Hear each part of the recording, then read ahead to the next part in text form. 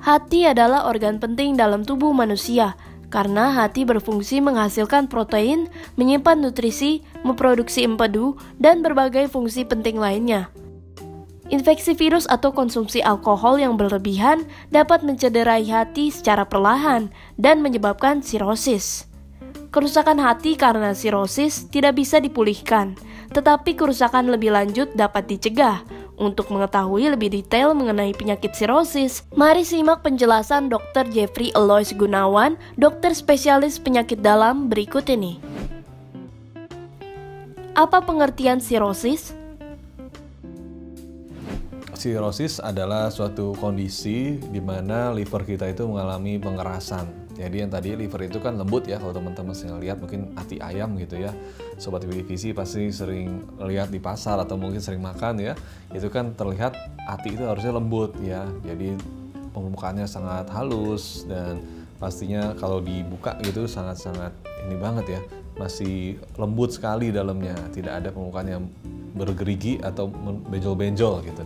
Nah kalau sirosis biasanya kalau dibuka tuh sudah berbenjol-benjol Sobat Visi. Jadi udah sangat kasar ya hatinya dan biasanya itu sudah sering ada lapisan-lapisan lemak juga kadang-kadang atau lapisan fibrosis yang kita kenal dengan lapisan fiber ya atau semacam serat-serat yang menyelimuti hati kita. Apa penyebab dari sirosis? Baik, penyebab sirosis kita kenal teman-teman itu ada dua ya sebenarnya. Ada yang infeksi, ada yang non-infeksi lebih mudahnya.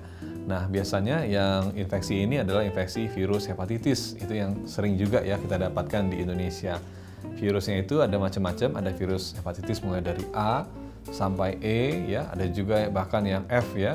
Dan juga bahkan ada yang misterius yang kita kenal kemarin ya, ada hepatitis misterius itu juga ujung-ujungnya bisa menyebabkan sirosis. Nah, selanjutnya kalau yang non-infeksi biasanya itu salah satunya adalah perlemakan hati. Yang tadi Sobat Visi mungkin kita sudah bahas ya. Itu ada kondisi di mana hati kita itu diseliputi oleh selubung lemak yang sangat banyak ya biasanya sehingga fungsinya menjadi terganggu.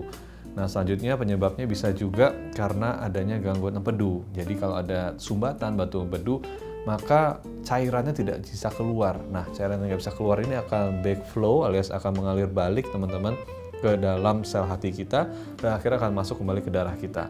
Nah yang balik ke dalam sel hati ini akan merusak ya fungsi dari hati kita sehingga akan timbul sirosis yang disebut dengan PBC alias primary biliary cirrhosis. Jadi saya ulang sekali lagi ya, itu adalah primary biliary cirrhosis alias sirosis yang disebabkan karena adanya gangguan pada aliran empedu. Nah selanjutnya Sobat Visi yang bisa menyebabkan sirosis juga yang sifatnya itu non-infeksi, biasanya itu juga ada kondisi yang kita sebut sebagai kondisi hepatitis autoimun ya, itu juga bisa menyebabkan gangguan berupa sirosis ini. Nah sirosis ini mungkin kita akan atasi sesuai dengan penyebabnya. Jadi sangat penting untuk mengetahui penyebabnya tadi ya di antara infeksi atau non-infeksi. Apa saja gejala dari sirosis? Gejala sirosis ini yang pertama biasanya seringnya itu ada lemas ya. Kita tahu fungsi hati itu kan sebenarnya untuk menyebabkan kita menjadi bertenaga teman-teman. Jadi kalau hati itu terganggu, biasanya Sobat Visi akan mengalami kondisi lemas, tidak bertenaga, dan seringkali juga mengalami mual-mual ya, muntah, itu juga sering dialami. Dan biasanya Sobat Visi juga bisa mengalami mata kuning apabila sirosisnya itu tadi berhubungan dengan empedu ya. Dan selanjutnya apabila sudah lanjut, jadi sudah yang kita sebut sebagai sirosis dekompensata, maka kita akan dapatkan gejala berupa muntah darah. Jadi ada dua ya sirosis ini untuk tahapannya, ada sirosis kompensata dan sirosis dekompensata. Nah kalau kompensata gejalanya biasanya belum ada muntah darah atau berak hitam atau perut yang memuncit. Kalau dekompensata alias yang kedua itu sudah ada berak hitam, kemudian ada muntah darah ya, dan ada perut yang memuncit. Nah itu nanti akan kita bahas deh lebih lanjut gimana tuh cara ngobatinnya untuk masing-masing. Apa saja faktor resiko sirosis? Ya, faktor risiko sirosis pastinya yang pertama adalah paparan terhadap virus, ya, sobat visi sekalian. Virusnya apa aja itu bisa macam-macam. Bisa kita kenal dengan virus tadi ya, ada hepatitis A sampai F, kemudian bahkan ada juga hepatitis misterius yang kemarin kita sempat heboh gitu ya. Dan yang kedua biasanya ada virus-virus lain juga yang bisa menyerang hati kita, seperti misalnya virus COVID, itu ternyata juga bisa menyerang liver kita. Kemudian faktor risiko yang lain adalah misalnya ada riwayat ya di keluarga itu dengan infeksi hepatitis, itu juga harus kita waspadai. Jadi kalau teman-teman misalnya ada orang tua yang terdeteksi positif hepatitis, itu sebaiknya segera anak-anaknya atau yang mempunyai hubungan darah itu dicek juga virus hepatitisnya, karena biasanya bisa menular ya, bisa diturunkan dari ibu ke anak, dari orang tuanya itu bisa turun ke anaknya sehingga nantinya anaknya bisa mengalami penyakit sirosis.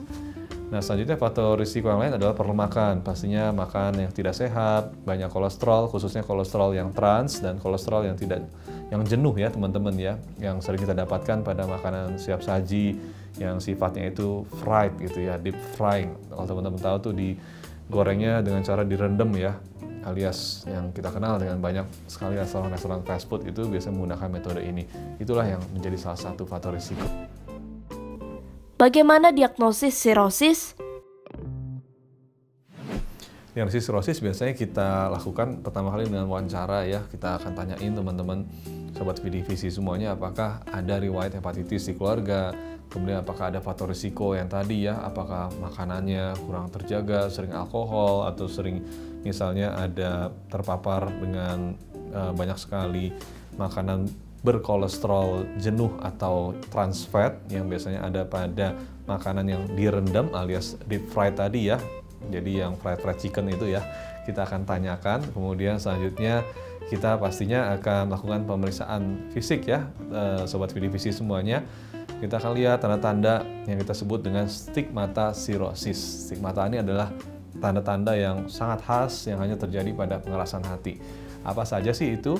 Yang pertama biasanya itu ada mata yang kuning ya, itu kita akan lihat. Kemudian yang kedua, selanjutnya ada muntah darah ya, biasanya itu pasiennya mengeluh seperti itu.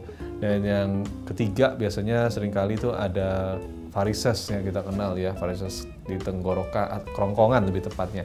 Varises kerongkongan ini bisa jadi disebabkan oleh karena si sirosis ini. Dan kemudian yang keempat biasanya ada perut yang membuncit, yang besar dan tidak jelas ya, padahal nggak makan banyak tapi makin lama makin gede. Jadi ini atasnya kurus, bawahnya buncit biasanya. Nah, selanjutnya kita juga dapatkan seringkali itu pada sirosis adanya tremor ya. Jadi tangan tuh kalau dilurusin tuh seringkali dia gemeter-gemeter. Nah, itu adalah komplikasi lanjutan dari sirosis yang kita kenal dengan ensefalopati biasanya. Dan juga kesadarannya terganggu ya seringnya teman-teman semuanya, dan pastinya ada kaki yang bengkak. Mungkin itu. Bagaimana pengobatan sirosis? Oke, pengobatan sirosis ini memang agak kompleks, sobat visi semuanya. Yang pertama kita bisa bagi menjadi non-farmakologis dan yang farmakologis, alias yang menggunakan obat-obatan. Nah, biasanya untuk sirosis yang masih awal atau yang kita kenal dengan sirosis yang masih terkompensasi atau kompensata tadi, biasanya kita akan melakukan pengobatan yang sifatnya lebih konservatif. Jadi kita akan pastinya perhatikan makanannya ya, kita berikan diet hati namanya atau diet yang khusus untuk penderita sirosis. Makanannya itu kita atur sedemikian rupa sehingga baik untuk penderita sirosis. Dan selanjutnya kita lakukan juga biasanya ada intervensi lainnya untuk hidupnya. Biasanya kita akan berikan juga aktivitas fisik yang khusus untuk penderita sirosis ini. Dan selanjutnya kalau misalnya sudah ada komplikasi yang kita kenal dengan dekompensata, sirosis dekompensata, maka kita akan berikan pengobatan yang biasanya mencakup antivirus. Jadi misalnya penyebabnya karena hepatitis B, ya kita berikan antivirus hepatitis B.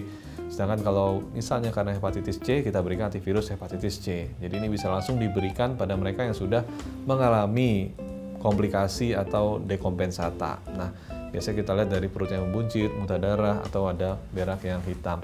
Nah, selanjutnya obat-obatan kalau misalnya sudah sangat berat ya, biasanya sudah ada gangguan kesadaran atau sudah ada tremor tadi, kita akan tambahkan dengan obat-obatan yang berupa asam amino. Ini bisa membantu supaya komplikasi akibat sirosisnya bisa kita minimalisir. Nah, ini biasanya akan diberikan secara infus saat teman-teman biasanya dirawat ya. Ini sudah sangat biasanya sangat spesialistik dan sangat jarang ya diberikan di puskesmas atau setting klinik biasa. Biasanya akan diberikan di rumah sakit yang sifatnya tersier. Bagaimana pencegahan sirosis? Baik, jadi untuk pencegahan sirosis ada 4 ya yang paling sering bisa kita lakukan, sobat semuanya. Yang pertama itu pastinya kita stop kebiasaan-kebiasaan yang kurang baik, seperti misalnya minum alkohol ya, terutama di luar negeri biasanya ini. Dan biasanya adalah gorengan ya, kita stop makanan-makanan yang mengandung lemak yang jenuh atau lemak yang trans. Kemudian biasanya kedua kita stop obat-obatan. Ini seringkali juga menyebabkan kondisi hati yang berat juga. Jadi kalau ada obat-obatan yang sedang sobat konsumsi yang terlalu banyak, yang ternyata sifatnya hepatotoksik alias bisa meracuni hati, itu biasanya akan kita stop. Kemudian yang ketiga untuk mencegahnya, biasanya kita akan menyarankan untuk makan yang namanya diet Mediterania. Ini adalah diet yang sangat baik, sudah terbukti ya, bisa membantu metabolisme kita sehingga mengurangi risiko adanya sirosis. Itu adalah diet yang terdiri atas buah-buahan dan sayur-sayuran seperti salad yang kita makan dengan jumlah protein yang sangat minimal ya dari daging-dagingan, dan itu bisa membantu tidak hanya liver tapi juga membantu dalam kesehatan jantung kita. Juga pastinya kita harus obati kalau misalnya sobat divisi atau mungkin keluarganya ada yang terdeteksi virus hepatitis. Nah, itu harus segera ditangani sesegera mungkin supaya komplikasi dari hepatitis ini yang berupa sirosis itu bisa dicegah. Jadi kalau hepatitisnya sembuh, maka sirosisnya pun tidak akan terjadi. Sobat divisi semuanya, sekian pembahasan saya mengenai sirosis. Saya Dr. Jeffrey Aulis Gunawan alias Dr. Jeff. Pamit dulu dan sampai jumpa di pembahasan berikutnya.